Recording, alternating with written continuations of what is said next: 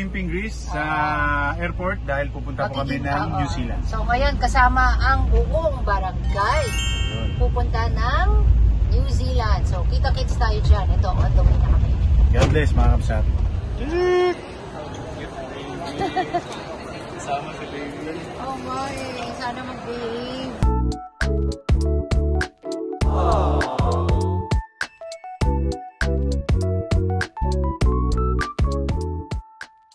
A few moments later.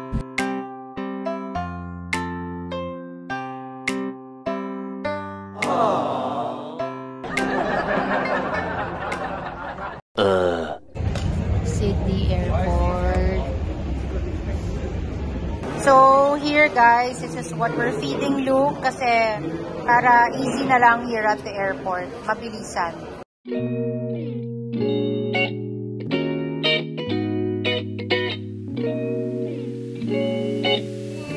Thank you! Diba kahit ulas na kami, maganda naman yung flower. Kahit oiliness na at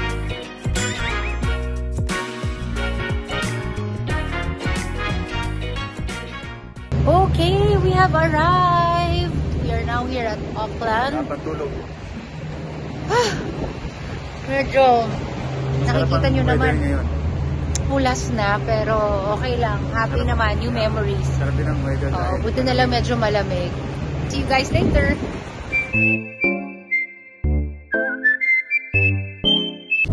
Alright mga kapsat. Dito lang tayo pwedeng mag-drive na hindi nahawakan ng manubela. Sarap magkaroon ng Tesla. Pwede sa kung traffic ko. Relax lang. Kahit nagte-text pwede. Ito pala yung pwede pag kahit lasing ka, no? Pag nakainom ka pwede, di ba?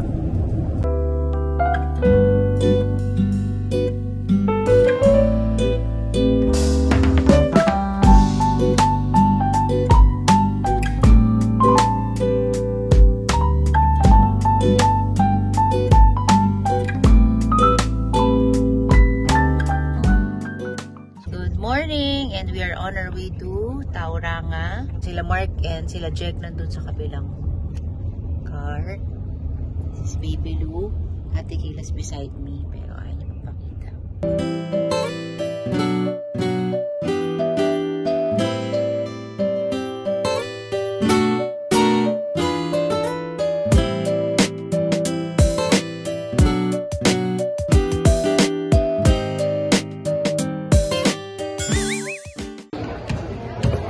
Si Mami Jack.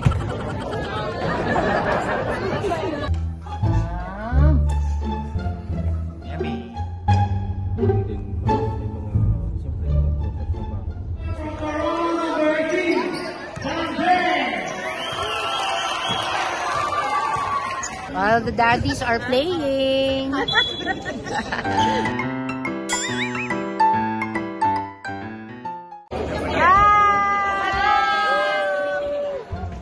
Kaya pa ba ang buhay ng traveler baby?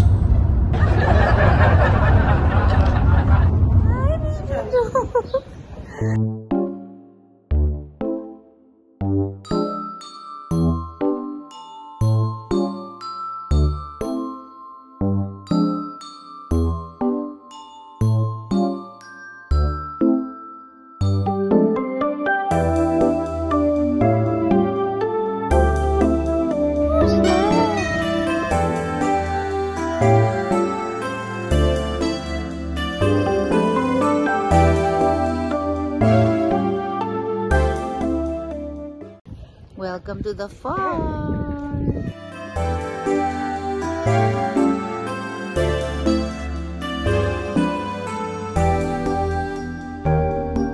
There's a rainbow. See the rainbow. Wow, wow, wow, wow. Hi, titas. Cheese. huling-huli. Oh, gotcha. Who's that pogi boy? Ano tumingin dyan, Andrea? Kanina eh. Wow! Yum! Wow! tita.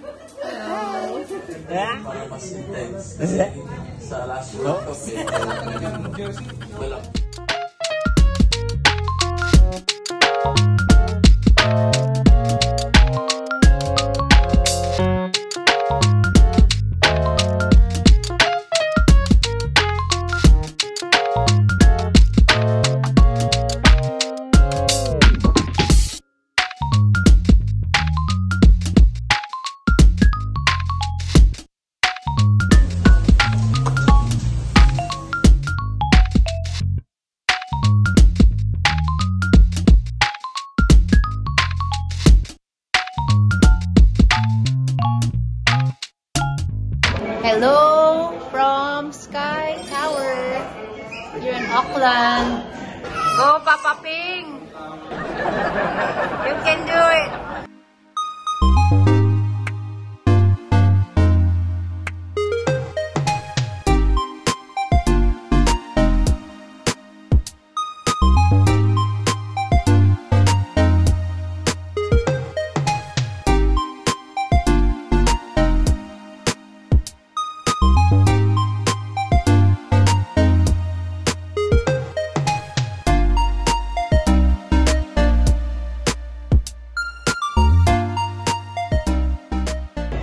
Commercial break muna. Ganyan talaga pag may dala tayong baby. But it's okay. So, I'm gonna put him to sleep para mamaya-maya maganda ang pag-shopping. Sinong napudol? Siya o ako? I just bought like stuff that I really need. They have a changing room. Sana sa Philippines mas marami tayong ganito. Tingnan mo naman. Parents lounge talaga.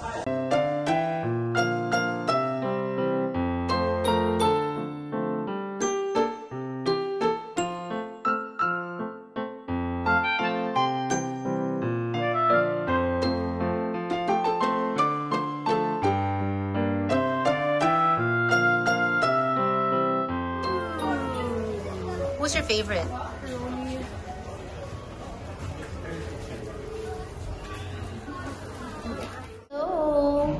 So we are here in the dugout right now with Tita Jack. Yeah, so she's hosting the event today, the exhibition game ng PBA Moto Club. And kami ni Luke, we are just waiting here. Later, lalabas din kami. And we're gonna watch the game. Tapos kakanta kami ni Mom Zed. So, nakakatuwa kasi yung mga fans dito. Talagang yung iba, they even took a flight para lang makita yung mga members ng PBA Moto Club. So, nakakataba ng puso na they're here to be with us and just to have a good time today.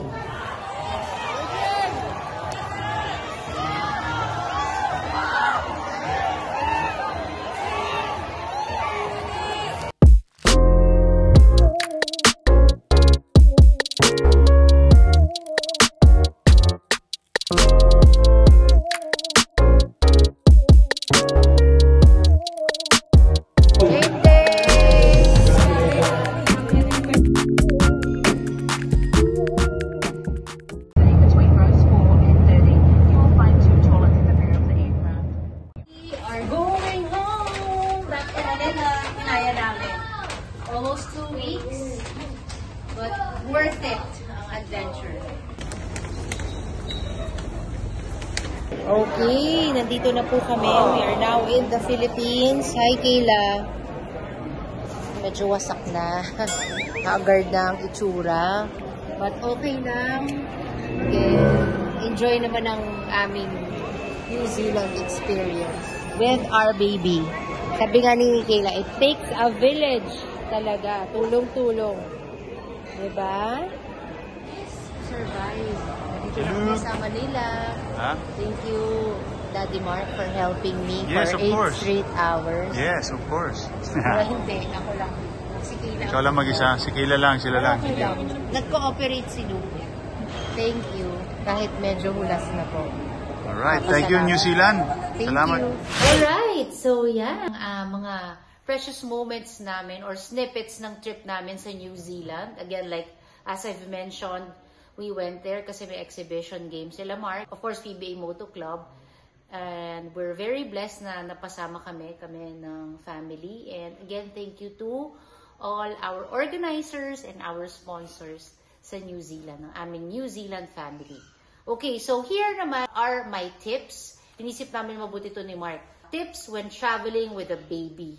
So this is Luke's first long-haul flight. O kaya yung talagang medyo malayong bansa ang pupuntahan niya. Actually, first out of the country. Narinig niyo pa siya. Sumisigaw siya. Tip number 1, plan ahead of time.